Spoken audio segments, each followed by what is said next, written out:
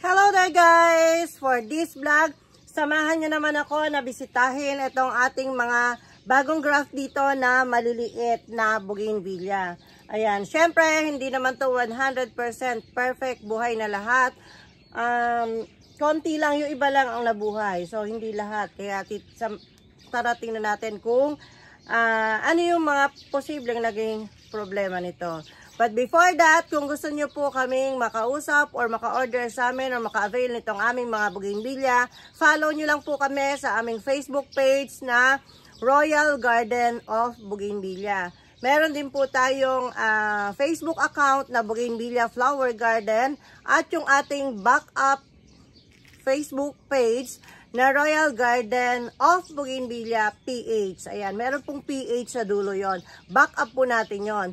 So, ang main account po natin na active sa ngayon ay yung Facebook page na Royal Garden of Bougainvillea. Ayan, dyan nyo po kami maaaring makausap. Meron po tayong admin dyan na magre-reply sa inyo every day. Basta garden hours po from 9 AM to 4 PM.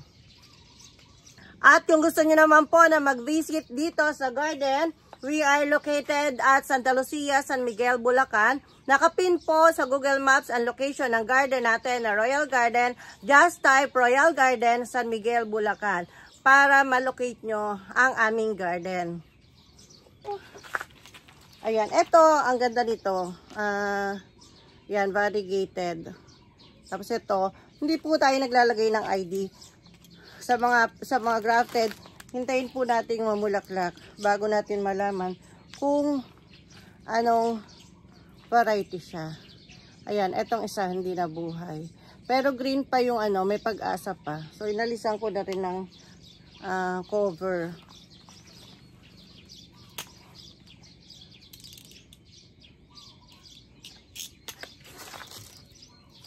Ayan, then eto po. Ayan, ito perfect ang lago. Trim natin, ito pa. So, tatlo yung sanga niya, buhay lahat. Pagka ganito po, tinitrim ko para dumami yung sanga niya. Ayan, mas lumago siya. At saka itong maliit, makahabol. Kapag tinrim mo yung mga mahahabat malalaking sanga niya. Para magkasabay sila ng laki. Ito, makahabol pa siya.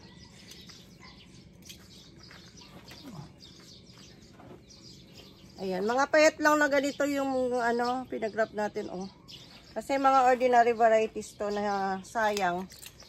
Kaya pinag-wrap ko. Ayan, nabuhay naman yung iba.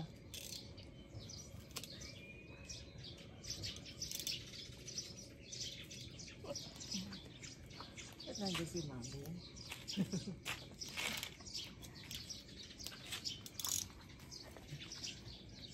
Ayan, so inalis na natin yung nilinis natin. Meron din pong hindi tumubo. Ito, 4 na sayo nyo nalagay dito, hindi lahat tumubo. So, aalisin natin yung mga hindi tumutubo. Para matira natin dyan, yung mga okay na.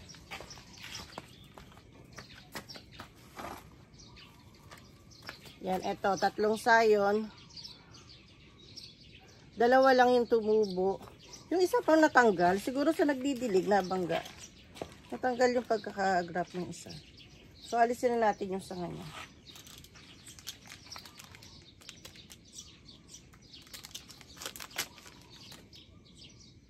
Natanggal sa pagkaka-grap.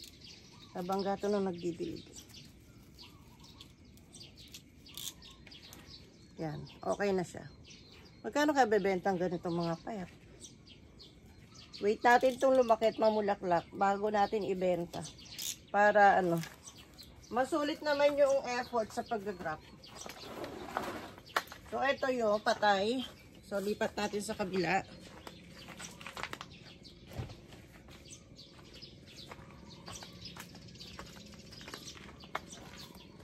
Then, ito isang sanga lang siya. Buhay naman.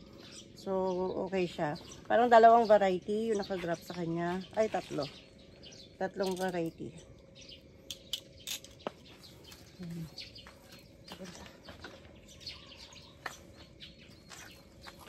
Then eto, dalawang ganyan. Parehong buhay. Ang galing.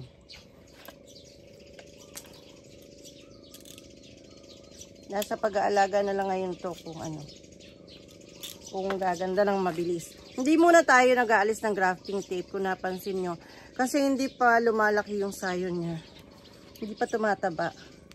Nag-aalis ako ng grafting tape kapag tumataba na yung sayon, kapag naiipit na. Eh, since ito, ano pa, sakto pa lang, okay pa. Hindi po mabilis lumaki yung sayon kapag ang RS mo ay mga payat lang na ganito, na maliliit lang. Kaya lang mabilis lumaki yung sayon kapag yung RS na ginamit mo, matataba, mga healthy. Mabilis lumaki yung sayon. Pag ganito, mabagal lang siyang lumaki.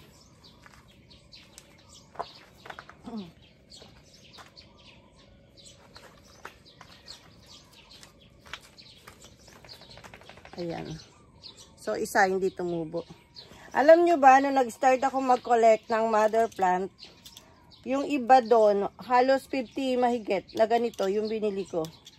Yun yung ginawa kong mother plant. So, ito ngayon, pwedeng gawing mother plant ito. Kahit ganito mga payat. Ganito lang yung unang mother plant ko eh. Binili ko kay Ate Lenny. Kung kilala nyo si Ate Lenny. Sa kanya ko binili. Siya yung nag-graft.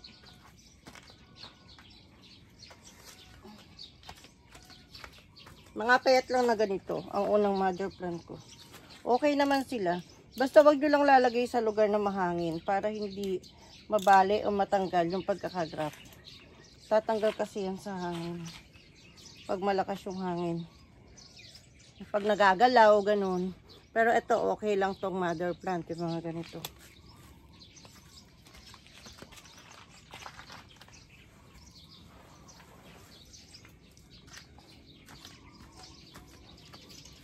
Ayan, ang ganda oh. Possible, ano tong variety? Dragon. Ha? Dragon flame, yes. Dragon flame. Linisan lang natin.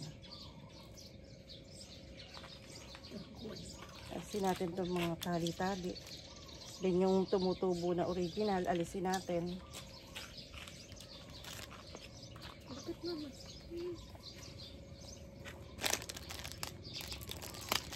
Nga pala, habang may ginagawa po tayo, yung pong mga ibang nakakakwentuhan ko na sinasabing nanonood sila nitong aking YouTube channel, ng aking mga vlog about bougainvillea, sabi, dina-download ko para may napapanood ko pa ulit-ulit. Huwag nyo naman po i-dina-download. Alam niyo kung bakit? Hindi po magmamonetize. Hindi po ako kikita kapag dina-download nyo. Kasi in every ads po na nadadaanan nyo habang kayo nanonood, kumikita po ako. Paunti-unti lang naman yung barya-barya lang naman. Kaya wag nyo pong dina-download kasi hindi magkakaroon ng ads. Hindi dadaanan yung ads. So hindi ako kikita. Nakakaano kaya?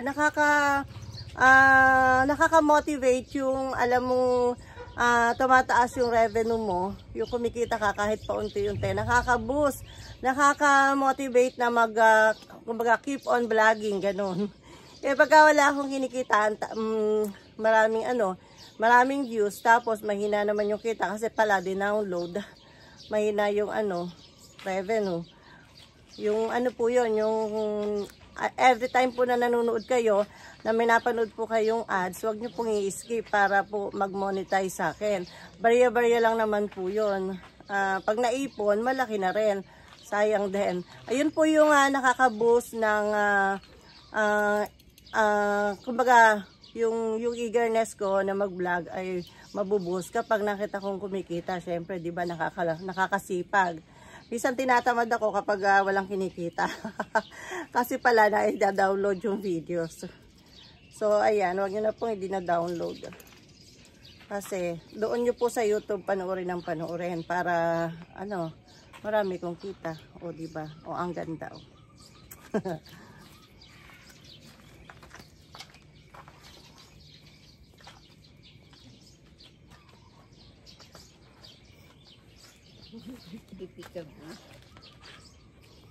O, ayan. Ang ganda, o. Etong isa, hindi na kasi yung maitim na yung sa kanya. Ito na lang ang ginrap. Okay siya.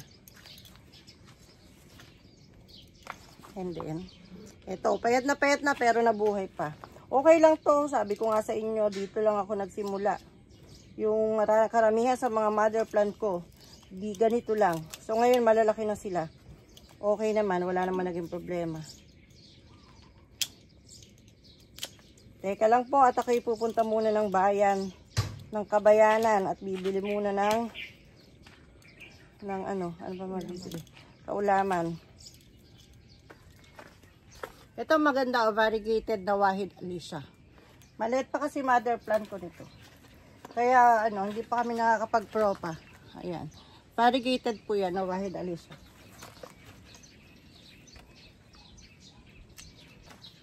So marami pa po akong RS na inaalagaan na mga cuttings lang.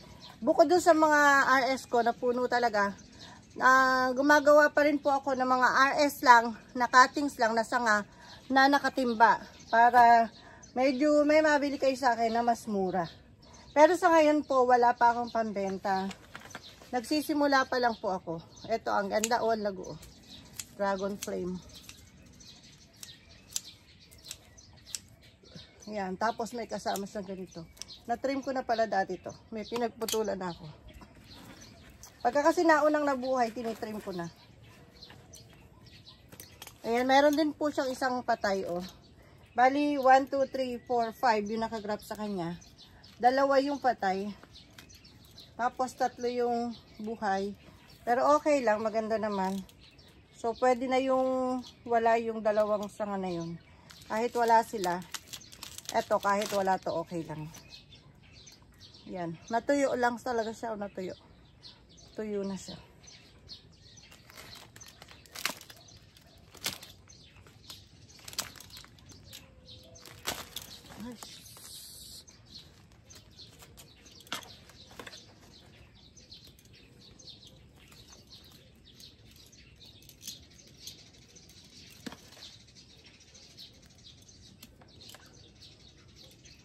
Yan, ito medyo sariwa pa yung nakagrap sa kanya, kaya lang wala siyang sign of life.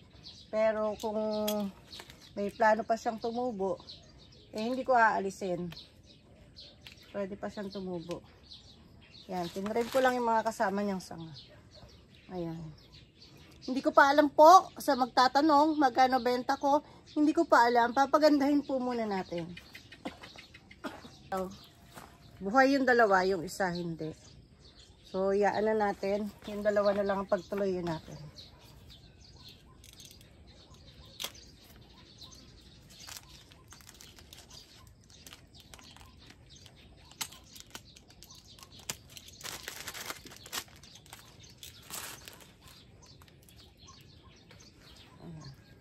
Kapag lumaki-laki po yung sayom, at saka tayo mag-aalis ng grafting tape. Yan, may unang trim na pala ako dito. Pangalawang trim ko na to. Kaya susunod nito, grafting tape na. So hanggang doon pa po, marami pa yon, didilimin na po ako dito. So ito na lang po, bukas na lang yung iba. Yayariin ko na bukas yung iba bago ako pumasok. So that's all for today's vlog. Ito po yung mga grafted natin na nasa medium size. Ayan, sama natin sa medium ba to or small. Yung mga medium ko kasi medyo 3,000, 3, 4, 5 ganon, na kung saan ay kukunti na lang yung natitira. So sama natin to sa classification na small size. Small size grafted bougainvillea. Ayan. Thanks for watching po, and please do subscribe. Ayan. Thank you po sa inyong lahat. Thank you po sa panonood sa aking mga vlogs or videos all about bougainvillea.